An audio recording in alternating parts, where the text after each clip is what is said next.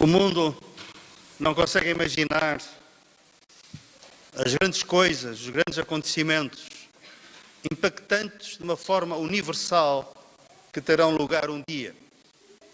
E esse dia pode estar relativamente próximo.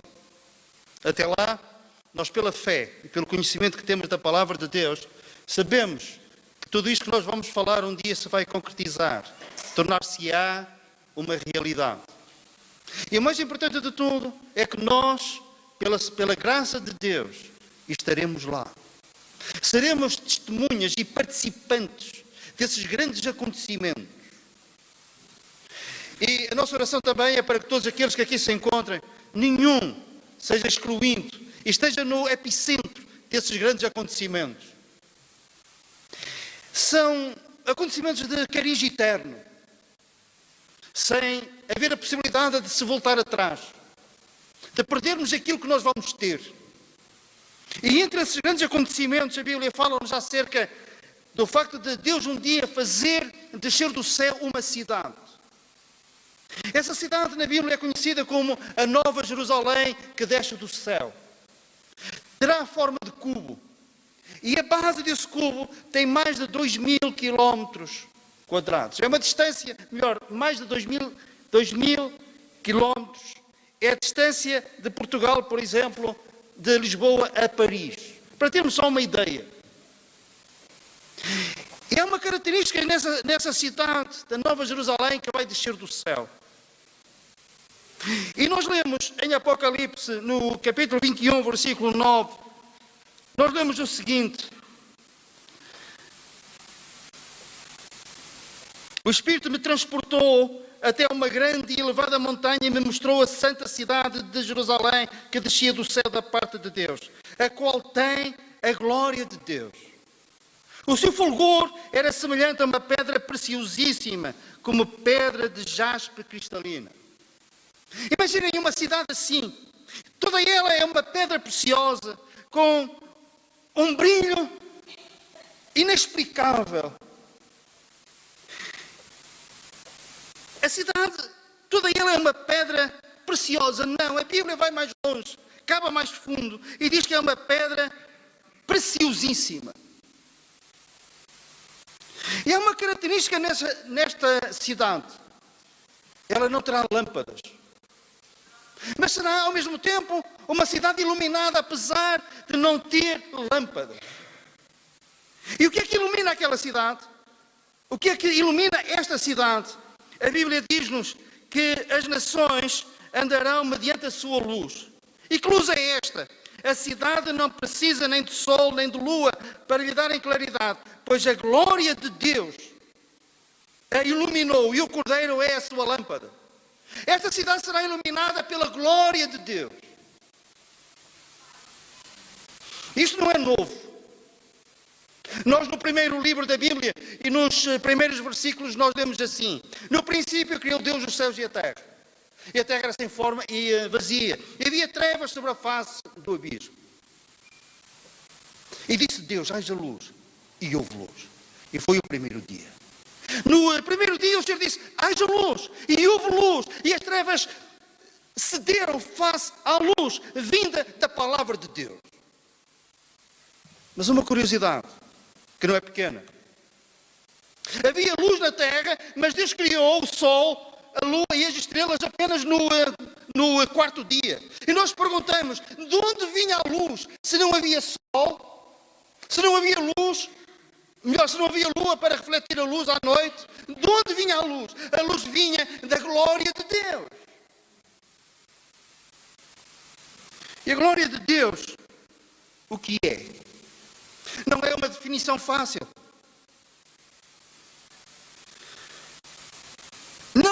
Não é algo que nós possamos especificar com muito pormenor. Não temos capacidade para alcançarmos a plenitude daquilo que é a glória de Deus. E ao falarmos acerca deste assunto, nós sabemos que isto é Terra Santa. E sabemos também que ao falarmos acerca deste tema, é como que tocar apenas na hora dos vestidos do Senhor. Mas a sua glória é algo que abrange não somente o que Deus é o ambiente da sua presença, Mas também aquilo que Ele faz, aquilo que Ele fez, é uma demonstração do seu poder.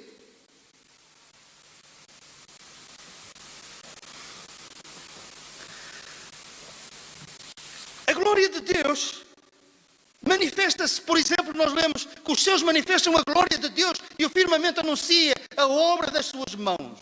Os céus manifestam a glória de Deus. E quando nós olhamos para o céu estrelado numa noite escura, nós temos uma sensação de pequenez daquilo que nos diz respeito e um sentimento da grandiosidade de Deus. Porquê? Porque os céus manifestam a glória de Deus. Quando Jesus esteve aqui na terra, Ele fez milagres. E esses milagres manifestavam a glória de Deus. Lemos que o primeiro milagre foi nas bodas de Canaã, quando o Senhor transformou a água em vinho. E depois nós lemos assim, e o Senhor começou a manifestar a sua glória. Como? Fazendo aquele milagre, que era o resultado desse poder de Deus. Um pouco mais à frente, nós lemos acerca de Lázaro, que tinha morrido e tinha sido sepultado aqui já há 4 dias. E quando Jesus começou a dar alguns passos em direção ao sepulcro, uma das suas irmãs disse: Senhor, ela percebeu-se que o Senhor tinha alguma intenção, tinha algum propósito. E ela disse: Senhor, ele já foi sepultado há 4 dias e já cheira mal. E Jesus disse: se tu creres, verás a glória de Deus. Se tu creres, verás a glória de Deus. E viram a glória de Deus quando Jesus se aproxima da porta daquele sepulcro, depois de eles terem tirado a pedra, e diz: Lázaro, sai para fora. E Lázaro saiu. E a glória de Deus espalhou-se naquele lugar e em cada coração, estupefacto perante a manifestação do poder e da glória de Deus.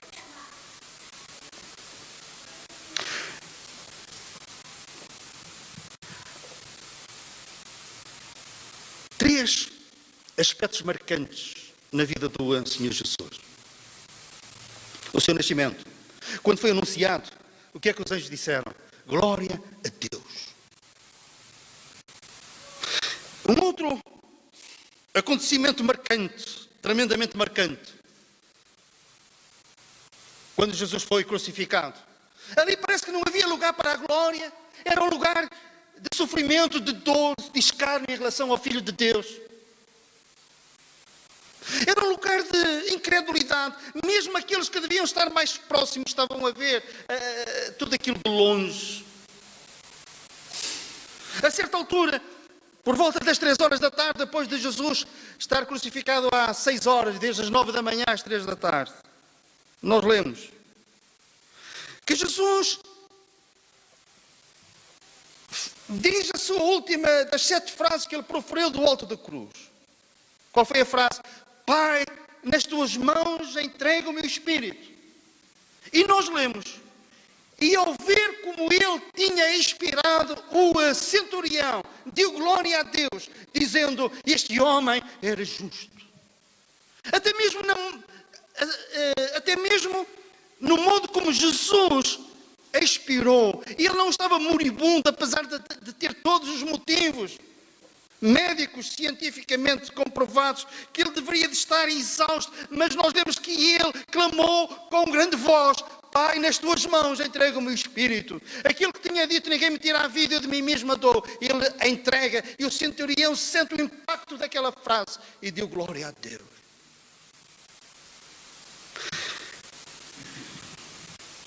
Podemos falar acerca da ressurreição, mas vamos avançar uma etapa.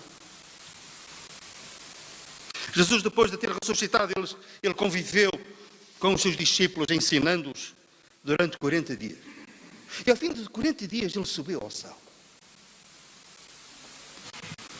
Vocês já pensaram na entrada triunfal? 1000 vezes mais do que quando ele entrou em Jerusalém triunfantemente. A Bíblia diz no Salmo 24 que se abriram as portas da glória para entrar quem? O Rei da Glória. A Bíblia diz que os anjos são milhares de milhares e milhões de milhões.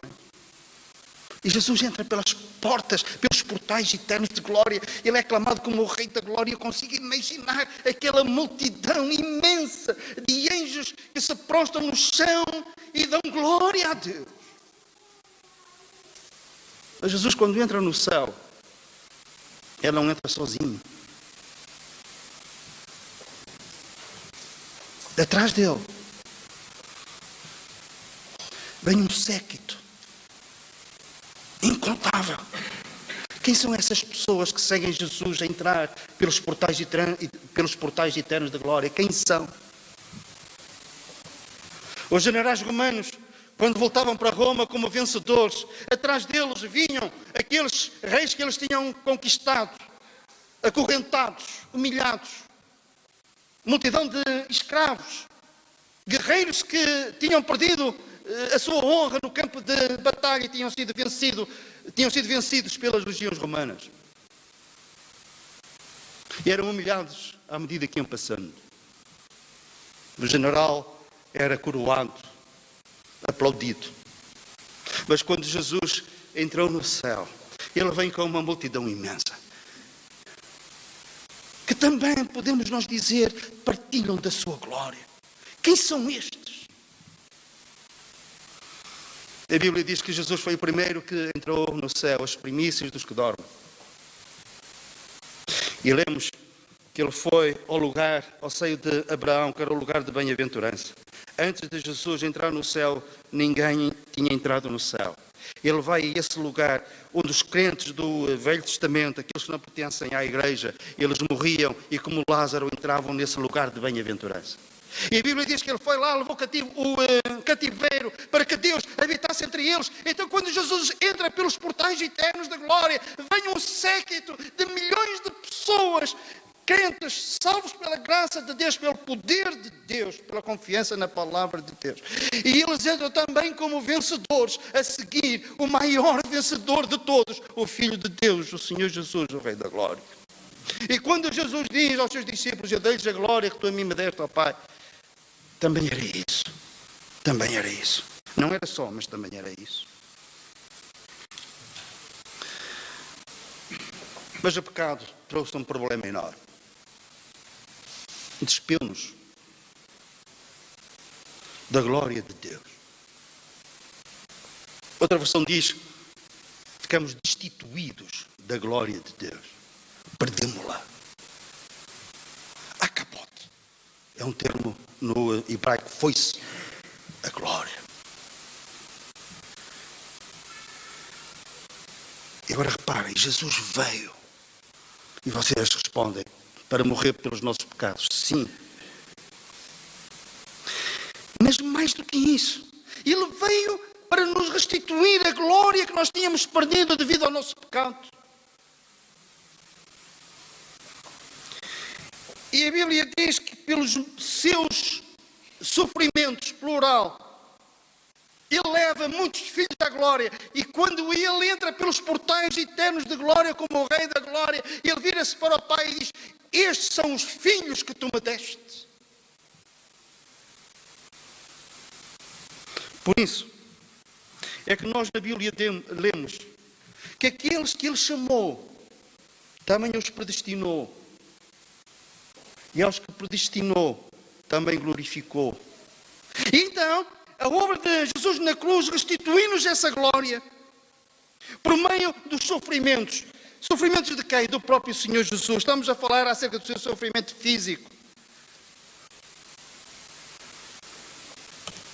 Pés e mãos crucificadas, coroa de espinhos, desfigurado mais do que um outro homem qualquer, disse-nos o profeta Isaías. Mas havia um plano, havia um propósito maior de todos, de levar muitos filhos à glória e de nos restituir aquilo que o pecado e Satanás nos roubou. Através de quê? Qual é o meio? Através do Evangelho, quando é anunciado, quando é ouvido e crido. Nós recuperamos essa glória.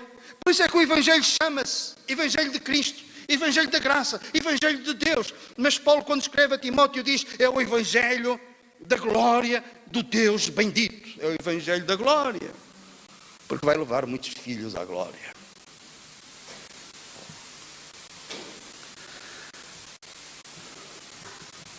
Dei-lhes a glória que tu a mim me deste.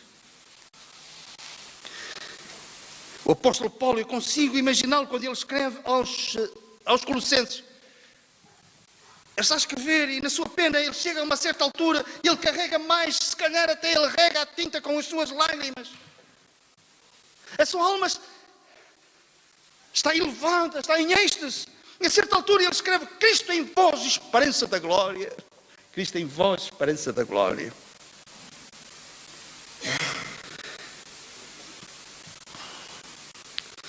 O apóstolo Pedro escreve e diz assim: aquele que vos chama à sua eterna glória. Quando um irmão na fé, quando o nosso amigo, o nosso ente querido parte, se ele é um filho de Deus,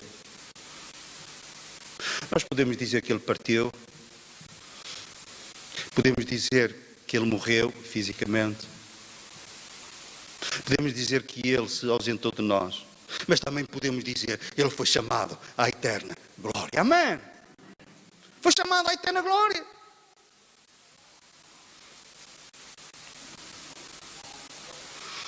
Finalizo com este pensamento. A Bíblia diz que nós vamos ter um corpo glorioso, semelhante ao do Senhor Jesus. Em Filipenses nós lemos isso. E nós podemos pensar, mas por que é que nós vamos ter esse corpo glorioso? Conforme temos considerado, porque o Senhor nos vai restituir aquilo que o pecado e Satanás nos tirou. E nomeadamente, esta possibilidade de ter um corpo assim. E Jesus vai nos dar um corpo glorioso. A quando da sua vinda aos ares arrebatar a sua igreja. Os que morreram em Cristo ressuscitarão. Como? Com um corpo glorioso. Os que estiverem vivos serão transformados. Como? Adquirindo um corpo glorioso. E nós perguntamos, para quê?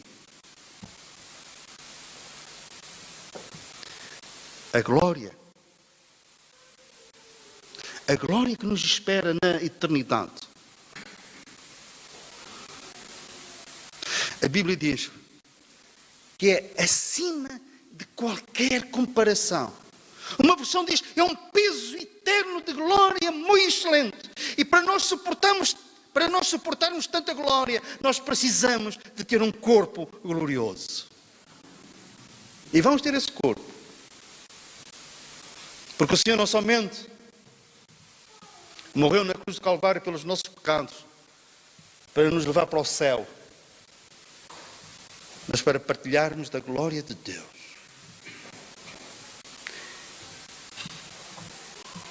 E a transferência que teve lugar foi sobre Jesus, os nossos pecados, a nossa maldição, o castigo que devia cair sobre nós, cai sobre Ele. E Ele troca isso, colocando em nós a sua justiça, a sua santidade e a sua glória. E nós damos graças a Deus e damos glória ao Senhor por tudo isto.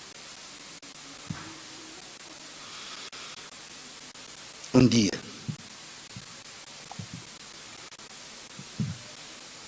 aqueles que pelo mundo são olhados com algum desdém, com desprezo, como um Zé Ninguém, pessoas humildes, mas com um coração que creu no Evangelho da glória de Deus. Esses, como os mais doutos, os mais esclarecidos, tendo em comum a sua fé, da pessoa gloriosa do Senhor Jesus, vão carregar, no bom sentido, um peso de glória acima de qualquer comparação. Este é o nosso Deus, o Deus da glória, o Rei da glória. E este é o Evangelho que nós pregamos. É o Evangelho da glória do Deus bendito. Que o Senhor nos abençoe. Amém.